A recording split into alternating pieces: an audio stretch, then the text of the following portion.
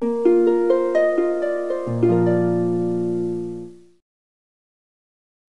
oitavo ano, tudo bem com vocês? Espero que sim. Vamos iniciando mais uma aula aí de história. Inicio sempre com a correção da atividade da aula anterior, que eu passei para vocês na sexta-feira, dia 22 de maio. Eu pedi para vocês realizarem as atividades da página 57 e 58. Aqui eu deixo uma sugestão de resposta para a atividade 23 da página 57 e para as atividades 24 e 25 da página 58, lembrando que são apenas sugestões. Na nossa aula de hoje, nós vamos iniciar um conteúdo novo, que é a Era Napoleônica. A nossa habilidade vai ser analisar o processo histórico da Constituição, formação do Império Napoleônico, suas características e impactos sobre o mundo ocidental ao longo do século XIX. Nós vamos iniciar falando sobre o golpe do 18 de Brumário, pessoal. Esse conteúdo vocês podem acompanhar, né, a partir da página 58 do livro de vocês. Como nós vimos na aula anterior, o momento final, que é a fase final da Revolução Francesa, ela está diretamente ligada ao Napoleão Bonaparte. E é por isso mesmo que nós vamos chamar esse período após a Revolução Francesa de Era Napoleônica, que vai durar de 1799 a 1815. Inicia-se então, em 1799, o fortalecimento dos militares lá na França. Lembra que eu falei para vocês, teve o período do terror, né, toda aquela situação dos jacobinos, os girondinos vão tomar o poder pela desestabilização dos jacobinos, mas eles não vão conseguir resolver os problemas, o que vai dar abertura para o início, né, da ascensão do governo de Napoleão, que era um general da França. Esse período, então, essa situação toda vai dar origem a um golpe que vai levar Napoleão ao poder. Esse golpe que se chama golpe do 18 de Brumário. Por que Brumário? Brumário vem do termo bruma, que significa névoa. Assim, Brumário foi o nome dado ao segundo mês do calendário revolucionário francês, que é aquele calendário que eu passei para vocês na aula anterior. Esse período é chamado assim porque era o período em que a bruma, a névoa, estaria mais baixa na França. O desejo, então, de ordem e tranquilidade, porque eles estavam saindo de uma situação muito complicada com os jacobinos, né, vai fazer com que a alta burguesia, né, os próprios, né, girondinos também, e vários nobres acabem apoiando esse golpe do 18 de Brumário. Né? Então, o Napoleão ele vai ter muito apoio para chegar ao poder. Pois aquele governo diretório que nós vimos na aula passada, ele não estava resolvendo os problemas e a crise econômica que a França estava vivendo. Com isso, então, com medo que os jacobinos voltassem de novo, né, com todo aquele governo que foi uma ditadura, toda aquela situação de terror que a França viveu, a própria alta burguesia vai passar a articular e apoiar esse golpe do 18 de Brumário. Esse golpe, então, pessoal, ele vai levar o Napoleão Bonaparte ao poder em 9 de novembro de 1799. Napoleão, então, chegando ao poder, ele vai consolidar o poder da burguesia no contexto da Revolução. Então, os burgueses finalmente vão ter mais poderes e mais direitos consolidados. E ele vai evitar, dessa forma, aquelas tentativas dos jacobinos de retomarem o poder de novo na França. O Napoleão, então, vai fechar a Assembleia do Diretório e os militares vão instaurar uma nova forma de governo. Inicialmente, vai ser um governo chamado de o Consulado. Esse consulado vai durar de 1799 a 1804, no qual o poder foi exercido por 3 cônsules. Quais são esses 3? O Napoleão Bonaparte, o Roger e o Emanuel Joseph.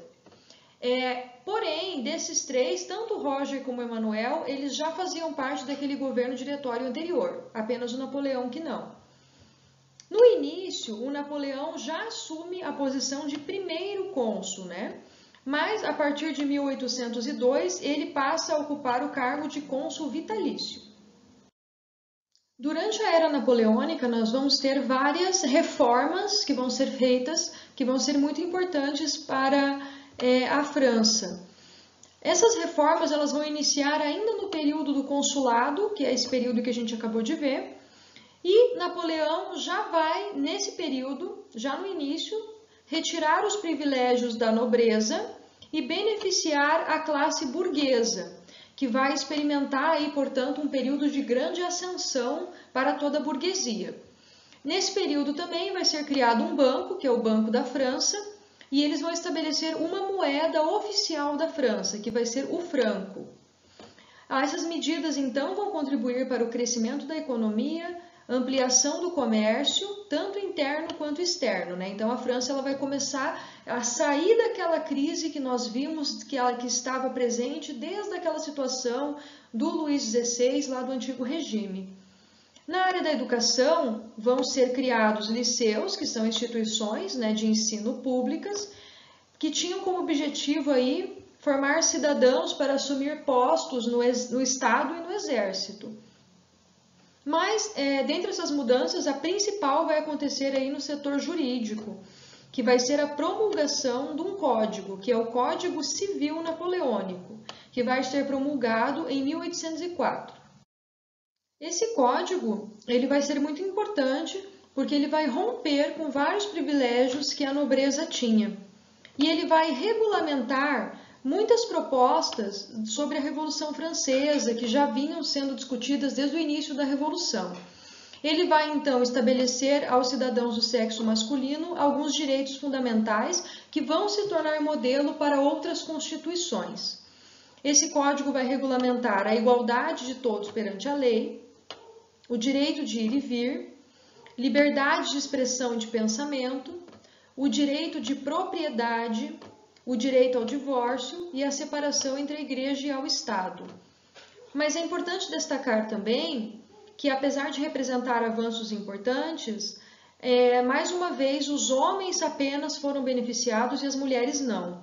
Ainda existem muitos problemas em relação à questão das mulheres, como por exemplo, pessoal, tem uma curiosidade bem interessante, na Arábia Saudita as mulheres eram proibidas de dirigir até 2017, né? Então vejam que ainda existe o privilégio em vários países do mundo somente para homens e em várias situações. E nessa época aqui, obviamente, esses direitos foram estabelecidos, foram promulgados, né? Mas focando nos homens.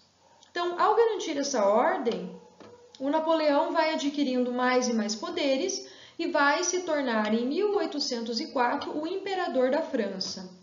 Com apoio da população e por meio de um plebiscito, vai ocorrer uma cerimônia, então, de coroação, que vai contar com a presença do Papa Pio VII. Mas, normalmente, ao contrário do que ocorria na nomeação de outros imperadores, porque os imperadores, para serem coroados, eles tinham que ir até Roma. Nesse caso, o Papa é que vai ir até Paris. A coroação do Napoleão Bonaparte vai acontecer na Catedral de Notre-Dame, em 1804, e essa coroação inicialmente foi uma busca, uma tentativa do Napoleão de se aproximar dos grandes imperadores da história. Mas essa ideia não deu certo, ela foi rompida porque, além do Papa ir até Napoleão, o Napoleão se nega, então, a se ajoelhar diante do Papa e ele coroa a sua esposa e a si mesmo, né, que é a Imperatriz Josefina, a esposa dele. Aqui eu coloquei uma imagem do Napoleão, um retrato do Napoleão e um retrato da Josefina. Aqui é uma retratação da cerimônia de coroação de Napoleão Bonaparte na Catedral de Notre-Dame. E como proposta de atividade da aula de hoje, eu vou pedir que vocês realizem as atividades da página 60 do livro didático, pessoal. Bons estudos aí e até a nossa próxima aula de História.